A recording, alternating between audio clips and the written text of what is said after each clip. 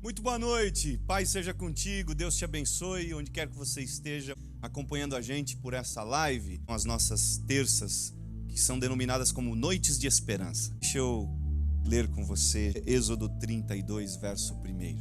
A Bíblia diz assim: o povo, ao ver que Moisés demorava a descer do monte, juntou-se ao redor de Arão e lhe disse: venha, faça para nós deuses que nos conduzam, pois esse Moisés, o homem que nos tirou do Egito, não sabemos o que lhe aconteceu. Eu falo com vocês, baseado neste texto, sobre promessa. Todos nós temos promessas de Deus.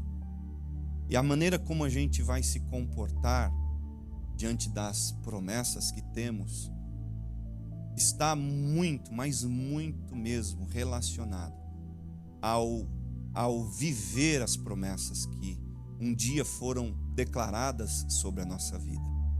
Há um jargão enganoso que é muito usado nos últimos tempos, de que quem tem promessa não morre.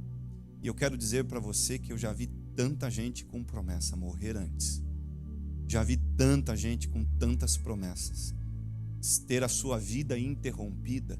Ou seja, o viver a promessa está muito ligado a como é que eu me comporto, a promessa que me foi feita. Inclusive, a gente está falando aqui de Moisés. Deus havia prometido para Moisés a terra de Canaã. Moisés chegou às vésperas de entrar, próximo da entrada, mas não entrou. E não entrou por quê? Se era uma promessa que Deus tinha feito para ele também. Moisés não entrou porque ações que ele praticou e cometeu na jornada da promessa o impediram de entrar. Então eu quero hoje, como uma voz de Deus, falar contigo. Esta é a palavra de Deus sobre a tua vida, para que você não perca a oportunidade de viver as lindas promessas que Deus tem feito para você. A necessidade da gente ter resiliência, da gente saber se ocupar com aquilo que pode nos tirar as promessas. Conta-nos a história de alguns pescadores que adquiriram um barco antigo que era muito bom para a pesca, que tinha motor excelente, que tinha todo um design próprio para pescaria. E depois de algum tempo usando esse barco, os pescadores perceberam que ele perdeu o seu rendimento. Eles pegaram o barco, tiraram o motor, levaram numa retífica e mandaram refazer o motor do barco. Aquele homem que refez o motor do barco os entregou novo novamente. Eles colocaram o motor no barco e o barco continuava sem o rendimento que lhe era costumeiro. Eles pegaram o barco e fizeram uma análise toda no barco e não conseguiram encontrar a razão pelo qual o rendimento do barco estava comprometido. E eles foram buscar um pescador antigo que tinha trabalhado muito tempo com aquele barco e disseram para ele o que estava acontecendo, e ele disse: tirem o barco da água. E quando eles tiraram o barco da água, ele disse para eles: agora virem o barco.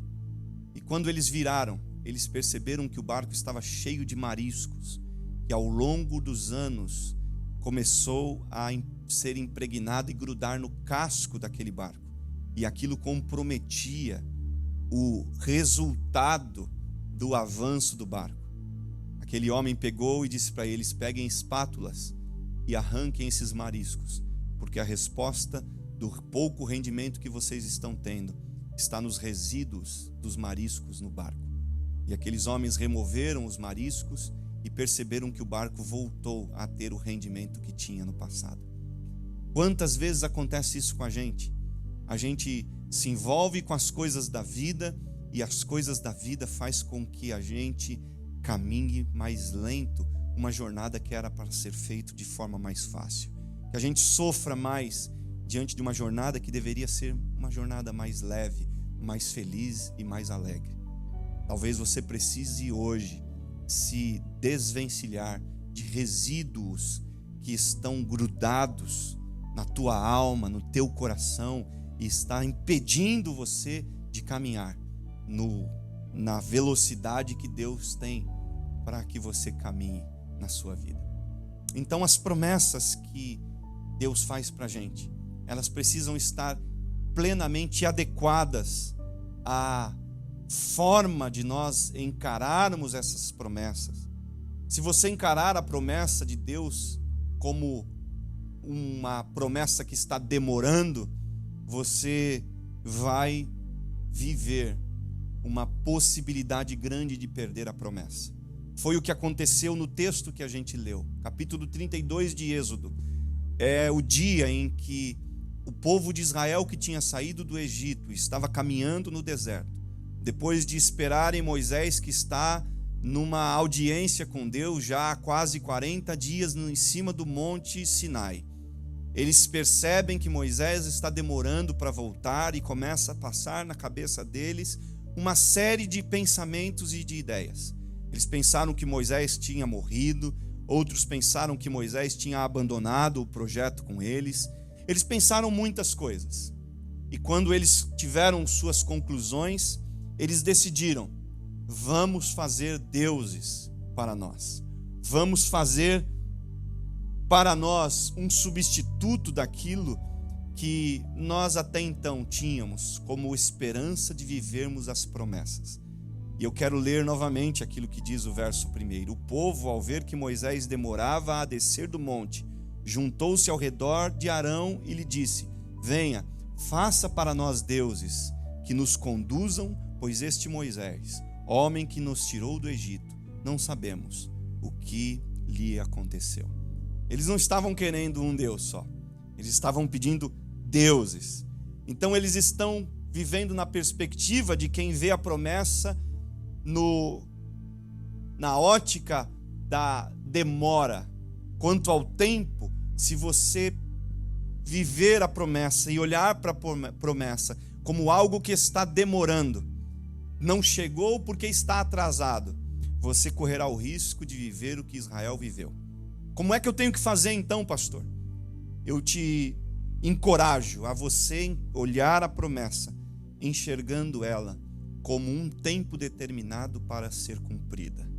E quando eu enxergo uma promessa com um tempo determinado para ser cumprida, eu consigo me colocar diante de Deus e diante da vida da forma certa, de forma que essa promessa não se esvaia, de forma que essa promessa não se vá.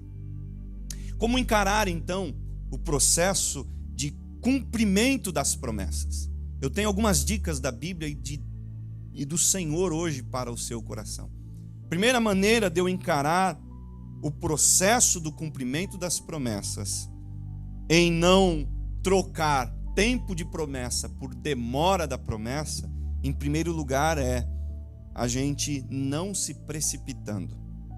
Quando se vive na perspectiva de que a promessa tem tempo para cumprimento, não há por que se precipitar. Não há por que você ser precipitado. E eu me lembro agora do que está escrito em Josué capítulo 14, lá do verso 6 ao 14, quando Caleb chega para Josué, depois que eles entraram na terra prometida e já tinham conquistado algumas nações, e Caleb vai pedir a Josué, que agora é o representante de Moisés, a sua parte que Deus tinha lhe prometido. E ele vai fazer uma narrativa linda, dizendo como é que tinha se comportado o seu coração. O coração de Caleb tinha se comportado de forma pacífica e esperançosa no cumprimento da promessa. Ele não se precipitou. Quem se precipitou murmurou, quem se precipitou morreu no deserto, mas quem teve a capacidade de entender que havia um tempo que haveria da promessa se cumprir, que é Caleb, foi preservado por Deus. Então eu encaro o processo do cumprimento da promessa, em primeiro lugar, não sendo precipitado.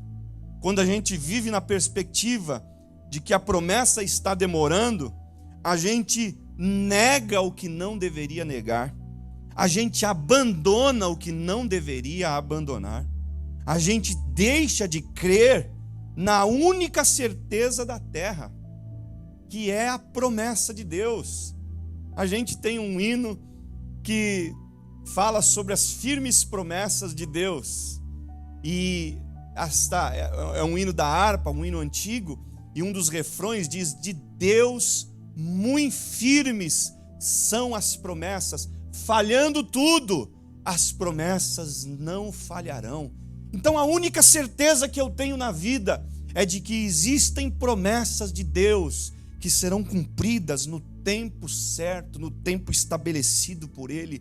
E eu quero já dizer para você: lance fora todo sentimento de precipitação, toda vontade de jogar tudo para o alto, seja isto família, seja relacionamento, seja o que for. Você que está sendo motivado e movido por um desejo de abandono, de precipitação, de jogar a toalha, pare com isso e hoje levante-se e olhe para o tempo de Deus de cumprir promessas, que Ele tem um tempo e Ele vai cumprir, porque Ele é fiel. Ele é um Deus que nos preserva na promessa até que ela seja cumprida. Caleb olha para Josué e disse: "Ô Josué, eu era moço, agora eu sou velho, mas é o seguinte, a minha força foi preservada e eu tenho tanta força hoje quanto eu tinha há 45 anos atrás." Ele diz: da idade de 40 anos era eu quando Deus disse que eu receberia esta terra. Hoje eu tenho 85. Tinham passado 40 anos no deserto e eles já estavam há 5 anos conquistando as terras daquela região de Israel, e ele está dizendo: hoje chegou o tempo da minha promessa. Imagine se Josué, logo ao entrar, disse Caleb, logo ao entrar na terra, dissesse para Josué: Josué, eu quero a minha terra, que é uma das últimas lá. Ele não ia conseguir viver, mas ele não foi precipitado e esperou no tempo. 5 anos se passaram, e quando chegou o cumprimento daqueles 5 anos de que eles tinham entrado lá na terra de Israel, já nos termos daquilo que seria a terra de Israel, na época Jericó, ele está dizendo agora para Josué, Caleb está dizendo: Josué, é a hora e é o tempo de eu viver aquilo que Deus tem para a minha vida. Não se precipite, porque as promessas de Deus vão se cumprir na medida em que você descansar. As promessas de Deus vão se cumprir na medida em que você esperar nelas e esperar no Deus dessa promessa. A segunda coisa que a gente percebe como sendo um meio de encarar o processo do cumprimento das promessas, um meio de sabedoria, é quanto à direção. Porque no tempo da promessa, você precisa entender que você só tem um condutor. E o condutor é aquele que te fez a promessa. Eu acho lindo esta relação. A capacidade que Deus nos dá da gente se manter com os olhos fitos nele. O autor e consumador da nossa fé, como está escrito em Hebreus capítulo 12 e verso 3, quando a Bíblia nos mostra que a gente tem que se desvencilhar de todo o embaraço e do pecado que nos rodeia de perto e correr com perseverança a carreira que nos está proposta, olhando firmemente para Jesus, autor e consumador da nossa fé. No tempo da promessa, Deus precisa ser o seu condutor.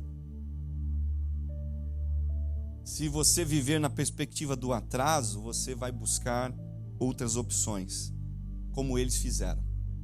No tempo de viver promessas, eles olharam para si e disseram assim: vamos fazer deuses que nos conduzam, porque eles não estavam conseguindo observar o Deus que estava conduzindo eles desde que eles saíram do Egito. Os seus olhos estavam vendados, os olhos espirituais. Como os discípulos no caminho de Emaús, que recebem Jesus numa caminhada, e aquela foi a melhor das caminhadas que alguém pôde fazer. A caminhada com a presença do próprio Jesus. E eles não percebiam que Jesus estava com eles e eles começaram a questionar sobre aquilo que Jesus tinha prometido para eles, e agora eles estavam vendo que aquilo tudo estava indo por terra, indo de água abaixo, ou por água abaixo. Eu quero dizer para você, é importante que você mantenha Deus como o teu condutor. Não substitua Deus por homem nenhum. Não substitua Deus por cultura, por filosofias. Não substitua Deus por nada. Tenha Deus como o teu condutor. Estes homens, tem tanta gente hoje buscando deuses para seguir, não nesta expressão aqui, que facilmente mostra ser uma rebelia, que mostra ser uma espécie de uma apostasia. Mas eu quero dizer para você que existem deuses sutis, existem comprometimentos que a gente faz hoje de forma sutil, de abandonar a condução de Deus pela condução de A, de B, de C, do influencer, do youtuber, do coach, do filósofo. Não abandone aquilo que é preceito de Deus, aquilo que é promessa de Deus, aquilo que é palavra de Deus. A gente precisa entender isso. Diz a Bíblia: seja todo homem mentiroso e Deus verdadeiro. O que importa na nossa vida é a gente se manter guiado e conduzido pelo Senhor, por Jesus. Eu estou sendo conduzido por Jesus. Eu não sou conduzido por filosofias humanas, eu não sou conduzido por influencers, eu sou conduzido por Cristo. A minha vida não está na mão de um líder modinha, a minha vida está na mão de Jesus, que é eterno, que é Senhor da história. 2000 anos, mais de 2000 anos se passaram de que ele pisou esta terra e de que ele realizou a sua obra, estabeleceu o seu reino, e o seu reino continua atual. Sabe o que quer dizer isso?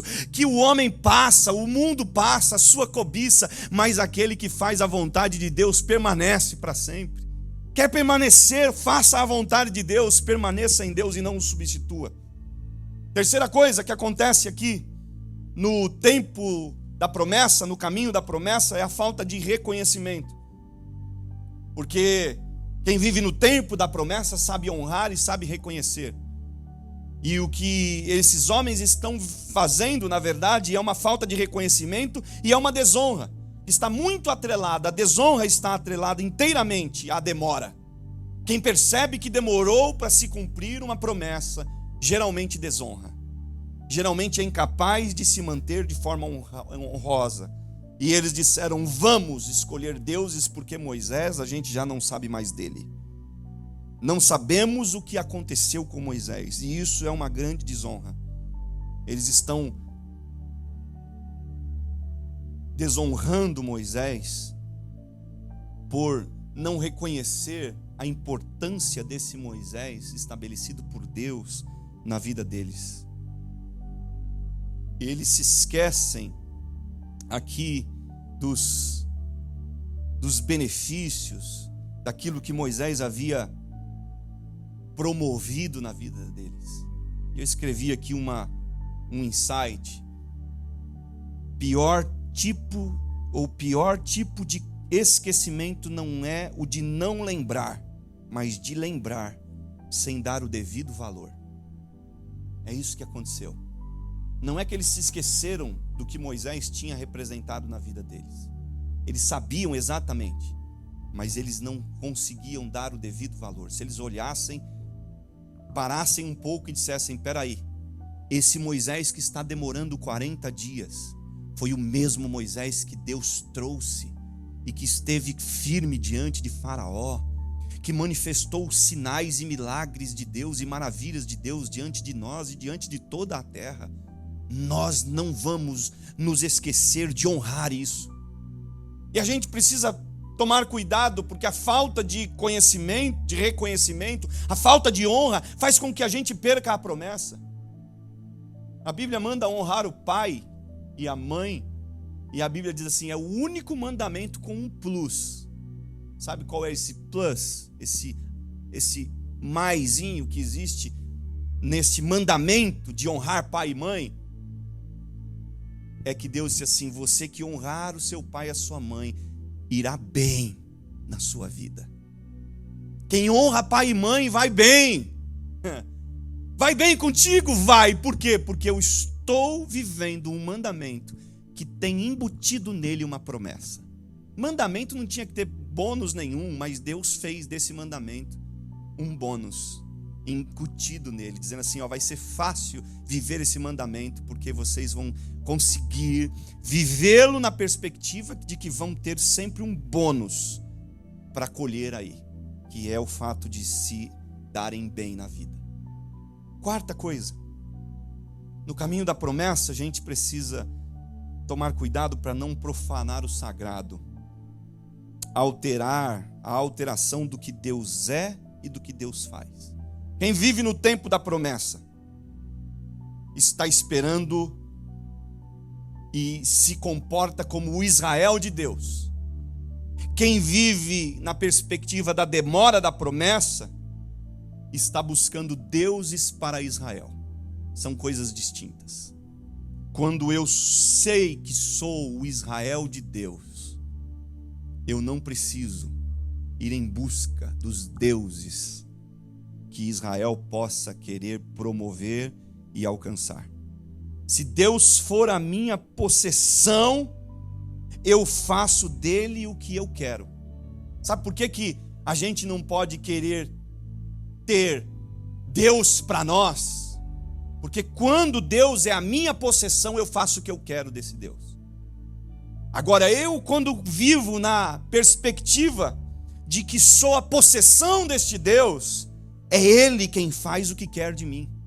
Então, você diz assim: pastor, como é que eu vivo a promessa? Olhe para você e perceba se você está possuindo Deus para que Ele faça o que você quer, ou se Ele está te possuindo e te dominando para Ele fazer aquilo que Ele quer. Porque são duas coisas totalmente distintas. E tem tanta gente se apoderando de Deus, possuindo o nome de Deus em vão, e fala quando Deus não falou, e diz o que Deus não disse. E a gente vai fazendo isso, essas acomodações, e isso traz um prejuízo enorme, dentre elas o não cumprimento da promessa. Eu não estou vivendo na perspectiva de que a promessa está atrasada. Eu estou vivendo na perspectiva de que eu estou no tempo da promessa. Eu estou no tempo e no lugar onde Deus quer que eu esteja. E eu sou deste Deus. E depois que eu sou desse Deus, eu posso dizer: esse Deus é meu. Mas ele só pode ser o meu Deus se antes eu for dele. Tem muita gente que diz assim: Deus é meu, mas não tem condições de dizer eu sou dele. Porque quando você diz Deus é meu, você faz desse Deus o que você quer. Quando você diz eu sou deste Deus, eu faço o que esse Deus quer. E aí é totalmente diferente. Quinto lugar, a gente tem que tomar cuidado no caminho do cumprimento da promessa, para não alterar o que somos e o que devemos. Porque quando eles saíram para a terra de Canaã, capítulo 5 do livro do Êxodo, verso 1, tem um detalhezinho lindo da gente guardar no coração e na mente. Deus falou para Moisés: Moisés, você vai lá e vai falar para Faraó uma coisa: deixa o meu povo ir, para que eles me celebrem uma festa no deserto, para que eles me façam uma festa. E eles ficaram com essa palavra. Deus nos quer fazendo festa, então vamos. Eles dizem para Arão: Arão, cria um Deus aí, a gente vai fazer aqui uma festa. Mas a verdade é que o texto bíblico diz que quando Moisés desceu, eles estavam entregues à farra. Não era mais uma festa. Porque a festa de Deus tem modelo, a festa de Deus tem ordem, a festa de Deus tem princípios, a festa de Deus tem tempo, mas eles estavam fazendo uma farra diante daquele bezerro de ouro. Eles alteram o princípio que Deus tinha estabelecido, de sair para fazer festa, e transformam a festa em farra. E a gente altera o que é e o que a gente deve, e quando altera o que é e o que deve, a gente perde a promessa. Porque a farra é a festa onde Deus não é reverenciado. Você diz assim, qual é a diferença, pastor, entre a celebração que eles fizeram ali pelo bezerro e a celebração que Deus tinha estabelecido que eles fizessem para Deus? É simples e é pequena. A diferença é que na festa para Deus, Deus estaria sendo reverenciado. E na farra em que eles estão fazendo, Deus é um bezerro de ouro. E Deus está longe de estar ali presente. Deus está muito distante. Olha, vou dizer uma coisa para você. Todo o ajuntamento, todo o projeto, todos os planos onde Deus não é reconhecido, onde Deus não é priorizado, onde Deus não é contado, pode ter certeza, é farra. E eu falo disso aqui não de um lazer que a gente viva, não de um momento, eu falo de vida. Então todo o projeto de vida, todo o ajuntamento de vida. Você diz assim, tem um monte de igreja, um monte de ajuntamentos, hoje tem. Mas quando os princípios do Evangelho, quando os princípios da palavra de Deus não são priorizados, não são reconhecidos, não são contados, pode estar certo, é farra, não é festa. Festa só é considerada festa quando Deus é reconhecido, quando Deus é priorizado, quando Deus é contado. Então, se você estiver num projeto de vida, num projeto de espiritualidade, onde Deus não está sendo priorizado, foge disso, corra disso. Arrume a tua vida, arrume a tua casa, arrume a tua espiritualidade, a tua vida de fé, arrume o teu relacionamento com Deus. E eu termino aqui dizendo que no caminho da promessa, do viver da promessa, a gente percebe que existem propósitos pelos quais as promessas são feitas. Deus não faz promessas para a gente simplesmente viver. Deus não vai fazer uma promessa de te prosperar só para você ficar trocando de bolsa Louis Vuitton, mulher. Deus não vai fazer uma promessa. Deus não tem um plano com você, um projeto de te enriquecer para você ficar a cada 6 meses trocando de carro e passando de Lamborghini para Ferrari, para Porsche, para Maserati. Não, isso não tem fundamento em Deus. Toda promessa de Deus tem um propósito. Toda promessa de Deus tem um sentido. Toda promessa de Deus tem uma direção, tem um porquê. Você que está aqui nos Estados Unidos, Deus não te trouxe aqui para você ficar se gabando que você vive numa terra de primeiro mundo. Deus te trouxe aqui por um propósito. Se você está vivendo uma promessa de Deus de viver aqui, vocês que são cidadãos, vocês que já vivem há muitos anos aqui, sabe? Eu quero dizer para você que não é para que você se sinta superior e diga, eu tenho uma cidadania americana, glória a mim, louvado seja eu. Não, não é isso.